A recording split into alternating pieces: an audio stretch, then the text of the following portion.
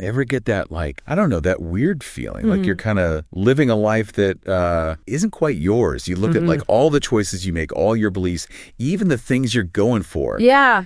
And there's this little voice that's like, wait, did I actually want this? I know exactly what you mean. Yeah. Makes you wonder, right? Yeah. How much of who we are is actually authentic and how much is like a role that we've just learned to play. It's a question that cuts right to the core of really like what we consider our identity, right? Yeah. I mean, we're so used to just moving through life Yeah. on autopilot, right? Yeah. And so rarely do we actually stop and ask ourselves, where did these desires come from? What is the sense of self that I have? Totally. Yeah. And that's actually a perfect segue into what we're going to be unpacking in this deep dive, Right. which is a really powerful idea from Carl Jung. Absolutely. He said that real, like, vibrant life, it only really begins when you actually connect with your true self. Your authentic self. Yeah. Yeah. Absolutely. And it's not like, just, surface level, like, what's your favorite ice cream or whatever. Right. Exactly. It's so much deeper than that. Right. It's a total transformation, a journey, Yeah. and it's there waiting for It is. Yeah. It is. Okay. And what we're going to be doing is sort of looking at, what are these forces? Yeah, totally. So we said it's more than just surface level. Right. So we got to go deeper. Yeah. What's down there? Absolutely. And the thing is that a lot of people, live their whole lives and they never really undertake this, exploration. They never. Yeah. And that's why we're going to do this deep dive. Yeah. We're going to find out why that is. Yeah. Because there's some really compelling stuff down there. Oh, absolutely. Like things that are hidden that once you see them, yeah, can really shift things for you. Absolutely. But before we go too deep, maybe we should just give folks a brief intro to Carl Jung. Yeah, absolutely. For those who might be newer to his work. Sure. So he was this groundbreaking figure in psychology. Yes. And what I find so fascinating about him is that he was one of the first to really go into the deepest layers of the mind, like the unconscious. Yeah. And what I find so interesting about him is that his focus wasn't just like, okay, how do we adapt to society and all these expectations? Right, exactly. It was this concept of individuation, right? Yeah. Like this it's a journey. Journey of becoming who you really are. Of becoming your unique self. Yeah, your unique and authentic self. Your true self. Like not just fitting into some pre-made mold. Right, absolutely. Which is so different than, what a lot of us find ourselves doing, which is just trying to blend in. Absolutely. Right. Yeah. And as Jung observed, so many of us. Yeah. We're just out there trying to find external validation. Right. Approval from others, hitting these milestones, trying to belong. Yeah. But then there's this feeling like something is missing. Yeah. Yeah. There's always that, that sense of like, there's something more. Yeah. Right. Yeah. Like something essential is missing. Yeah. And it's like that quote from Jung where he said, true life starts the moment we stop running from ourselves. Absolutely. And that feeling of something missing, it's often, a sign, right? Yeah. That there's a disconnect between the image that we're projecting to the world, right? Yeah. Our persona and our deeper, more true self. Yeah. And so it's an indication that, the real journey, the inner journey hasn't really begun. It hasn't started yet. Okay, so let's go deeper. Absolutely. Why is this journey of finding ourselves so hard? Right. So Jung talked a lot about conditioning. He did. And this starts like literally the minute we enter the world. Yeah, absolutely. We get a name. Right. We get assigned these roles. Right. Boy, girl, nationality, family history. And then piece by piece, almost without us realizing it. Right. We learn what's acceptable. Yeah. What gets us praise. Yeah. What gets us in trouble. Yeah. It's almost like we're slowly taught to suppress those parts of ourselves that don't fit with what, with the expectations. His expectations are, Yeah. It's so deeply ingrained. Yeah. And it happens over such a long period of time that, we're often completely unaware of just how much influence this has had on us. Yeah, totally. And then we start to internalize all of these. Yeah, totally. And define ourselves based on them. Yeah. And we don't even really think about it. We don't even think about it, And then that leads to what Jung called the persona. Right, exactly. Right, which is like this mask that we wear. Yeah. And we do it in different situations, right? To navigate social stuff, to build relationships, to be accepted. Yeah. Now, there's nothing wrong with a mask, is there? Right. No. It serves a purpose. The persona is, it's a necessary social tool tool. Yeah. Yeah. I mean, it allows us to function, in different roles and different situations, Yeah. Yeah. It's like think of it like your professional attire. Okay. Right. Yeah. You wouldn't want to wear it all the time. No. But it's appropriate. It's appropriate for certain situations. Yeah. Yeah. And so the problem is when we start to identify so strongly with that mask, that we forget who we are underneath it. Yeah, totally. So it's like almost like an actor who embodies a role for so long that the lines get blurred. Yeah. Absolutely. Like they don't know who they are anymore versus the character. And then, on the other side of that, you have the shadow. Right. Yes. So the persona is what we're consciously projecting to the world. Yeah. Right. But then you have the shadow. Yeah. And the shadow is everything that we're unconsciously hiding. Yeah. All the stuff we reject, right? Yeah. Like our fears, our secret desires, our vulnerabilities. Yeah. Even like hidden strengths. All the stuff we're like, I don't want to look at that. Yeah. Right. Yeah. And what happens is that we tend to, we deem these things unacceptable. Yeah. Either our upbringing has done that or society in general has told us these things are bad. Yeah. Right? Yeah. But they're a part of us. Yeah. And so the shadow is this storehouse of our, denied selves. Yeah. Right. Yeah. And, we can't just ignore it. No. And have it go away. No. It's still there. Yeah. It's active. Yeah. Right. It's under the surface. Under the surface. And it's influencing our thoughts, our behaviors, our emotions. Yeah. And we don't even realize it a lot of the time. We don't know. Right. And that's where projection comes in. Yeah. Right. Yeah. So when we see something in somebody else, right, and we're like really bothered by it, it might be a reflection of that same thing. Yeah. In our own shadow. Absolutely. It's so much easier to spot the flaws in others than to look at our own stuff. Yeah. And so projection is this defense mechanism. Right. Yeah. That allows us to, not look at the stuff that we don't want to look at. Yeah. And it's like you're holding up a mirror to someone else. Yeah. And then you're surprised when you see your own reflection. Yeah. It's like, whoa, how did that get in there? Exactly. Yeah. But takes one to know one. Right. Takes one to know one, yeah. Yeah. But we don't often make that connection consciously. No, we don't. So here's the big insight that Jung offered. Yeah. The shadow isn't all bad. No, it's not. In fact, it's got missing pieces of our wholeness. It does. Like we need it. Yeah. And so it's not about eliminating. No. It's about bringing it into the light. Yeah. It's about acknowledging those parts of us that we've denied. Yeah. And when we do that, that's when we get real personal power. Right. That's when we're authentic. Yeah. That's when we have freedom. And that's really where the journey to finding you begins. Absolutely. It's like you have this tool set, Yeah. And it's locked away. Yeah. But it's got all the tools you need. Yeah. To really become who you're supposed to be. Yeah. And so we're going along in life with this kind of surface level understanding of who we are. Right.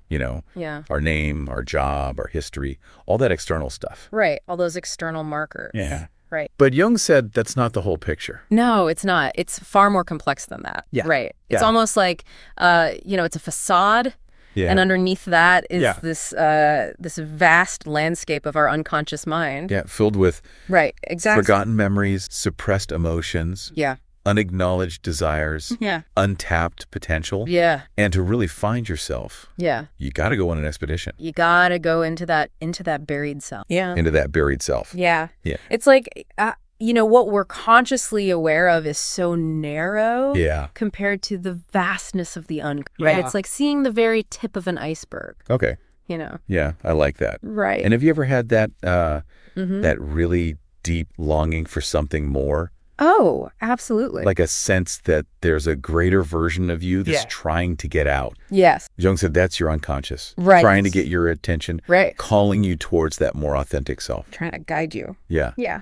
And this whole process of becoming whole. Yeah. Of integrating all these different aspects of ourselves. Yeah. Like the good and the bad, the light and the dark. Right. That's individuation. That is. Right. Yeah. It's about becoming who you are. Right. Not who someone else thinks you should be. Exactly. And it's not about being perfect. No. It's about being whole. Right. And that means embracing the so-called imperfections. Right. Embracing all of it. As part of you. Yeah, yeah. And so that's why this is such a hard journey because, to face the unconscious requires courage. Yeah. It requires, the willingness to look at things that you've been actively avoiding, right? It means questioning, beliefs that you've held for a long time, and challenging your fears. Right.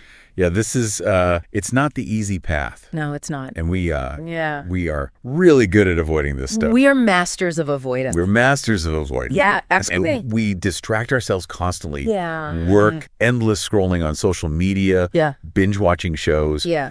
Anything to avoid those quiet moments where we actually have to face ourselves. Right, exactly. And I was reading that these distractions, they actually act like a shield. Yeah, they do. They protect us from the discomfort of having to look inward. Absolutely. Yeah. They keep us constantly engaged, with the external. Yeah. Right. Yeah, so we never have to go inside. Right. But as Jung pointed out, those hidden parts of us, they don't just go away. No, they don't. They find ways to show up. Right. Right. They do. Anxiety, self-sabotage, patterns in relationships that aren't working. Mm-hmm. Just that overall feeling of being lost. Yeah. Right. Like you have no direction. Like you don't, Yeah. You don't know where you're going. Yeah. And so all these, these are actually signals, coming from these parts of us that want to be seen. They want to be acknowledged. Right, exactly. Yeah. They're like, hey, pay attention. Something's not right here. Yeah. Right. Yeah.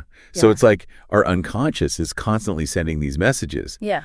But we've gotten so good at ignoring them. We've learned to tune them out. Yeah. Yeah. But Jung said if we can learn to listen, we'll start to see the patterns. Yeah. You'll start to see how, these old wounds are influencing your current choices. Yeah. Right? How our desires are shaping our behavior. Yeah. And even how our fears, they actually hold lessons. Yeah, that's interesting. Right. And so paying attention to these patterns, it's like you're learning a new language. Okay. Right? Okay. It's the language of the unconscious. So give me an example. Sure. Like what's a pattern or a fear that might have these deeper roots? Well, let's take the fear of rejection. Okay. Yeah. Right. That's a big one. I mean, that's a huge one, right? Yeah. And so many people they act based on this need for approval. Yeah.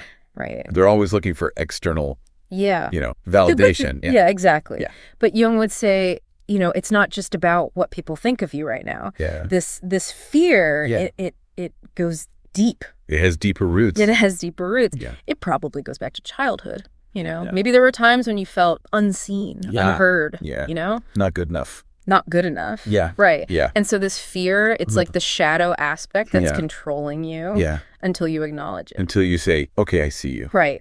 Yeah. So. And so what happens when we confront that?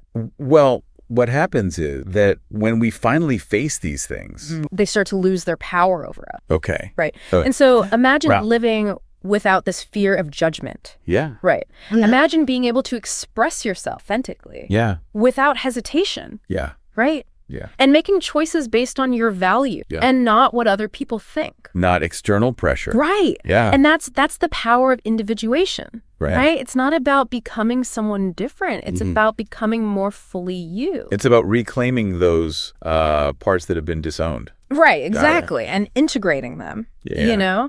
And when you do that, that's when you experience real freedom. Yeah. You experience self-acceptance. Yeah. Yeah. And you feel whole. Okay, so how do we actually start to uncover this unconscious? Well, Jung talked about a few things. Okay. One is symbols. Symbols. Okay. Yeah. So these are recurring themes or images or meanings that keep popping up. Yeah. And it's like, and they're trying to tell us something. Yeah, they're like messages. Yeah. Right. They're like a bridge between our conscious awareness and the unconscious. Oh, right. Okay. And so when you see these things pop up, Yeah. pay attention. Pay attention. Yeah, exactly. Yeah. And it can give you clues about what's going on inside. Okay, so then dream. Yeah, dreams. Dreams are huge, right? Yeah. Jung said that dreams are not just random. No. They're messages from our deeper self. Okay. Right? Okay. And they're telling us about our inner landscape. Okay. Right. Okay. And so if you can learn to analyze your dreams, look at the content, look at the recurring, symbols Yeah. You can get some amazing insights. Okay, and what about introspection? Right. Introspection. Like looking inward. Looking inward. Yeah, absolutely. Like just being honest with ourselves about what we're thinking, yeah. how we're reacting, yeah. like what are our beliefs that we've just kind of accepted without question. Absolutely. Yeah. It requires, courage. Yeah. And honesty. Yeah, to look at ourselves as we are. Yeah. And this one I found really interesting. Yeah. Creative expression. Right. Like art, writing, music. Yeah. Jung said those are powerful ways to tap into the unconscious. Yeah, because what it allows you to do is to bypass, the logical mind. Yeah. Right. Yeah. And so these hidden parts of ourselves, they can come out. Okay. Right. And so it's a direct connection to your inner world. But the first step, like the key to all this is awareness, right? Absolutely. Just starting to question, why do I think this way? Yeah. Why am I reacting this way? Yeah. What are my beliefs? Yeah. Right. It's the foundation of the whole process. Yeah. And without it, we're kind of in the dark. Yeah. And I think it's kind of, I don't know, a little sad. Yeah. So many people go through life as strangers to themselves. Yeah. They just follow the path that's laid out. The prescribed path. Yeah. They never realize they have the power to Right. choose something different or to embrace their true nature. Right. Right. But you, listening to this right now, you have that power. You do. You can break free. Absolutely. You can shed those layers of conditioning and fear and step into who you really are. Yeah. Unafraid and unapologetic. The potential for transformation.